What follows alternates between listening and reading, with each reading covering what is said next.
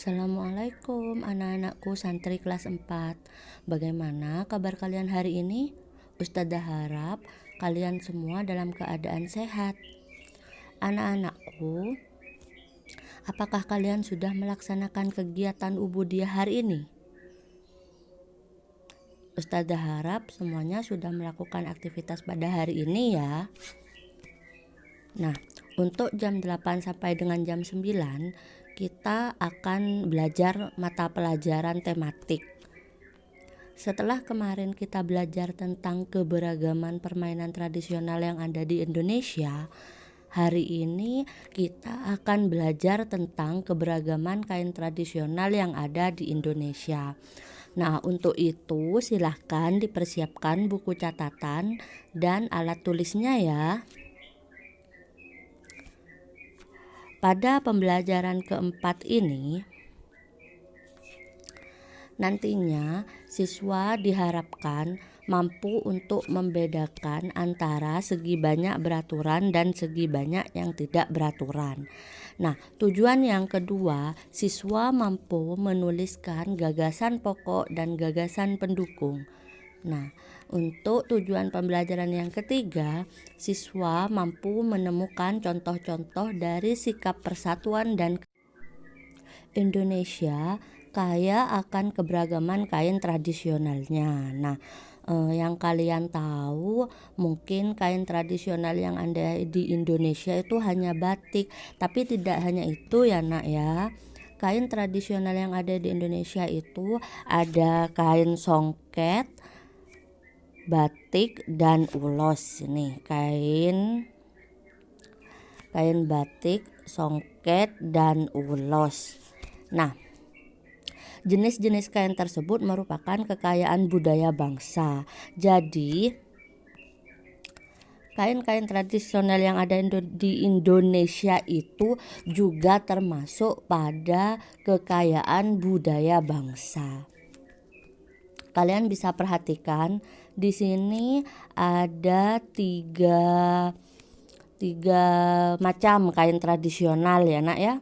Nah, kalian lihat di sini ada 3 macam kain tradisional. Nah, kalian perhatikan pada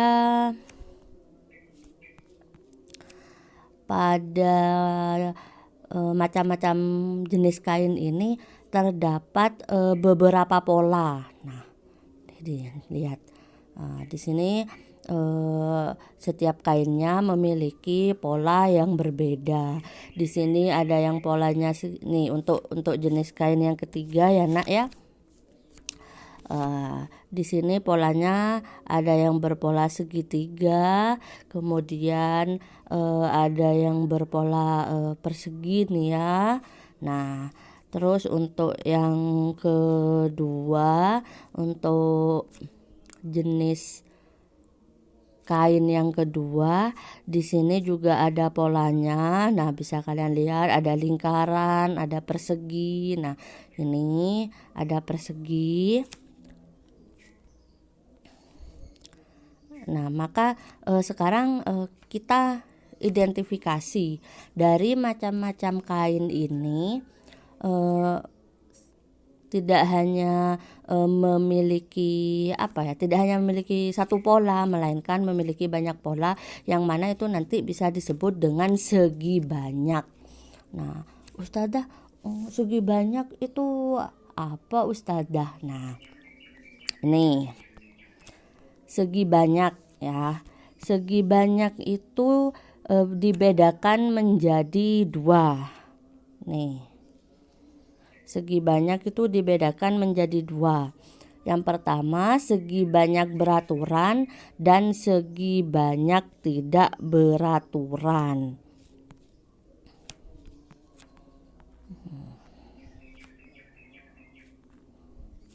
Terus apa bedanya Ustazah antara segi banyak dan segi banyak beraturan dan segi banyak tidak beraturan? Di sini bisa dilihat ya. Ini perbedaan antara segi banyak beraturan dan segi banyak tidak beraturan ini. Ini untuk segi banyak beraturan, ini untuk segi banyak tidak beraturan.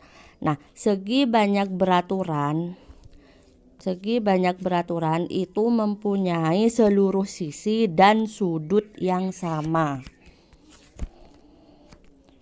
Nih, segi banyak beraturan mempunyai seluruh sisi dan sudut yang sama besar. Nah, bisa diperhatikan gambarnya nak ya. Nah, ini untuk segitiga yang warna ungu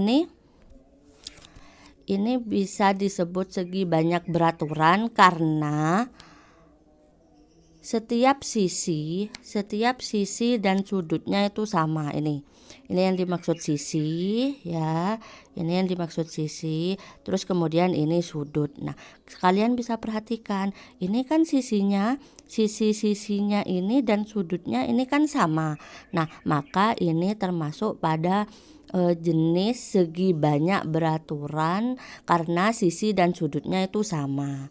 Selanjutnya untuk segi banyak tidak beraturan. Nah, segi banyak tidak beraturan itu mempunyai panjang sisi dan sudut yang tidak sama ya.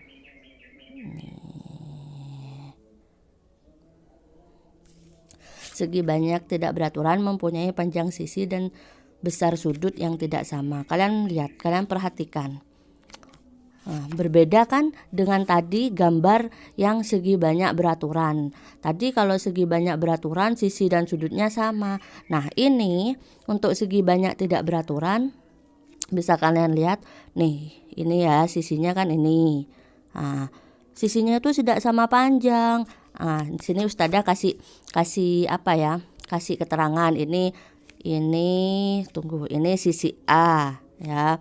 Ini sisi B dan ini sisi C. Nah, setiap sisinya itu kan tidak sama, Nak. Ini sisi A itu lebih besar dari sisi B dan sisi C itu lebih besar dari sisi A dan sisi B. Dan sudutnya pun tidak sama ini. Ini sudut ya, nih sudutnya itu tidak sama. Sudut yang sebelah sini, itu lebih besar dari sudut-sudut yang lain. Maka ini bisa dikategorikan sebagai segi banyak yang tidak beraturan. Paham nak ya? Mengenai segi banyak beraturan dan segi banyak tidak beraturan.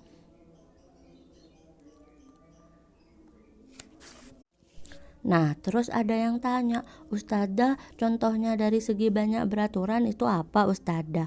Terus contoh dari segi banyak yang tidak beraturan itu apa? Nah, contohnya untuk segi banyak beraturan itu seperti cermin. Nah, seperti cermin. Nah, kalian kan pasti pernah lihat ada cermin yang bentuknya persegi. Nah, ini ya. Ini bentuk persegi. Kalian bisa lihat. Nah, ini Ustadzah kasih keterangan ya. Ini sisi A, ini sisi B, ini sisi C, dan ini sisi D. Nah, setiap sisinya itu sama. Sisi A dan sisi B itu sama, sisi C dan sisi D sama, dan semuanya ini sama.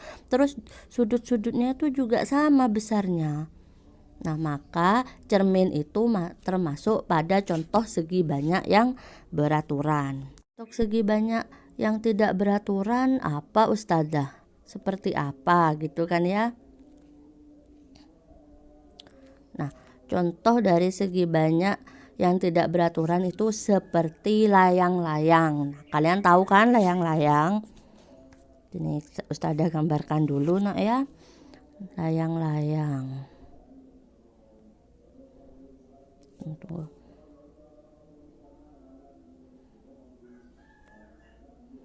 Nah, layang-layang. Nah, ini Ustadzah kasih keterangan dulu. Ini sisi A, sisi B, C, dan D. Nah, panjang sisi dari setiap sisi layangan ini itu tidak sama, dan panjang dan besar sudutnya. Nah, besar sudutnya itu juga tidak sama. Sudut yang atas itu lebih besar daripada sudut yang bawah. Maka layang-layang itu termasuk pada contoh segi banyak yang tidak beraturan. Sudah paham ya? sekarang kita lanjut. Nih, kalian amati dulu gambar ini. Nah, di sini kan yang pertama itu ada gambar segitiga.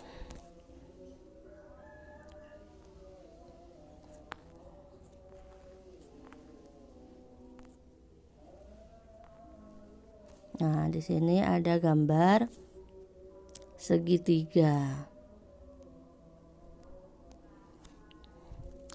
Nah, segitiga ini termasuk pada segi banyak beraturan atau termasuk pada segi banyak tidak beraturan. Kita perhatikan lagi sisi-sisinya ya nak ya. Nah, sisi-sisi dari segitiga ini. Nah, bisa kalian lihat, diamati, ini panjang sisinya sama ya, panjang sisinya ini sama semua. Terus kemudian sudut-sudutnya, besar sudutnya ini juga sama. Maka segitiga ini termasuk pada segi banyak beraturan. Kita lanjut. Nah, berbagai bentuk segi banyak terdapat pada kain tradisional. Hal ini memperkaya keberagaman budaya Indonesia. Nah, sekarang kita baca bersama-sama teks Tari Kipas Pakarena.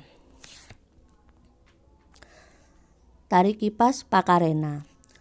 Tari Kipas Pakarena merupakan kesenian tari yang berasal dari Goa, Sulawesi Selatan. Tarian ini sudah menjadi tradisi di kalangan masyarakat Goa yang merupakan bekas kerajaan Goa. Kisahnya berasal dari perpisahan antara penghuni Botinglangi, negeri Kayangan, dan penghuni Lino Bumi pada zaman dahulu. Konon, sebelum berpisah, penghuni Botinglangi sempat mengajarkan kepada penghuni Lino cara menjalani hidup, seperti bercocok tanam, beternak, dan berburu. Cerita ini diabadikan dalam gerakan tarian. Makna gerakan tari Pakarena seperti gerakan berputar searah jarum jam melambangkan siklus hidup manusia. Gerakan naik turun mencerminkan roda kehidupan yang kadang berada di bawah dan kadang di atas. Cara menari yang lembut mencerminkan karakter perempuan Goa yang sopan, setia, patuh, dan hormat. Secara keseluruhan, gerakan tari ini mengungkapkan rasa syukur. Nah, setelah kita baca, sekarang kita coba untuk identifikasi ya. Yang pertama untuk paragraf pertama. Ini ya paragraf pertama ya. Nah, pada paragraf pertama terdapat 2 kalimat. Nah, kalimat yang pertama ini ya. Tari Kipas Pakarena merupakan kesenian tari yang berasal dari Goa, Sulawesi Selatan. Nah, untuk yang paragraf kedua,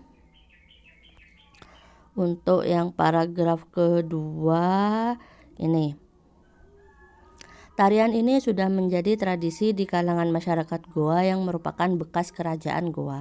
Sekarang kita identifikasi.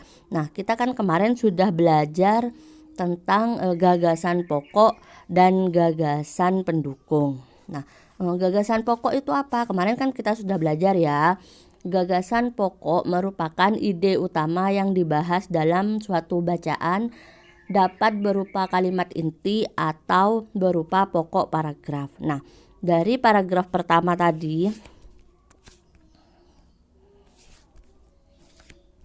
ini ya, dari paragraf pertama tadi, nah, mana yang termasuk pada kalimat pada gagasan pokok dan mana yang termasuk pada gagasan pendukung. Nah, dari kalimat ini sudah jelas bahwasanya, dari paragraf ini ya Nak ya, sudah jelas bahwasanya kalimat pertama di paragraf pertama ini merupakan, ini kalimat pertama merupakan gagasan pokoknya, karena di sini kalimat pertama ini sudah menyangkut pada ide utama yang akan dibahas. Nah, dan untuk yang kalimat kedua ini termasuk pada gagasan pendukung untuk mendukung gagasan pokok tadi. Untuk paragraf 2 dan ini 1, 2, 3. Untuk paragraf 2 dan 3 nanti bisa kalian identifikasi ya, kalian coba untuk mengidentifikasi sendiri mana gagasan pokoknya dan mana gagasan pendukungnya. Oke, kita lanjut. Nah, ini coba kalian amati ya. Di sini kan pasti kalian sudah tahu semua sama sapu lidi ya Nak ya. Nah, ini seperti yang telah kamu ketahui sebelumnya, kita hidup penuh dengan keberagaman. Di dalam keluarga, hampir setiap anggotanya berbeda. Di sekolah, kamu mempunyai teman-teman yang berbeda. Di masyarakat, kamu mempunyai tetangga yang berbeda-beda. Tahukah kamu, perbedaan yang ada di keluarga, sekolah, dan masyarakat akan menjadi indah apabila dilandasi oleh persatuan dan kesatuan. Nah, kemudian sekarang, apa sebenarnya makna persatuan dan kesatuan? Nah, untuk menjawabnya, kita lakukan kegiatan ini ya. Nah, kalian ambil sebuah sapu lidi. Kemudian kalian cabut sebatang lidi dari sapu tersebut. Nah, coba kalian bayangkan, ketika kita menyapu dengan sapu lidi, nah maka semuanya itu kan, semua kotorannya, semua sampahnya itu kan akan ikut semua.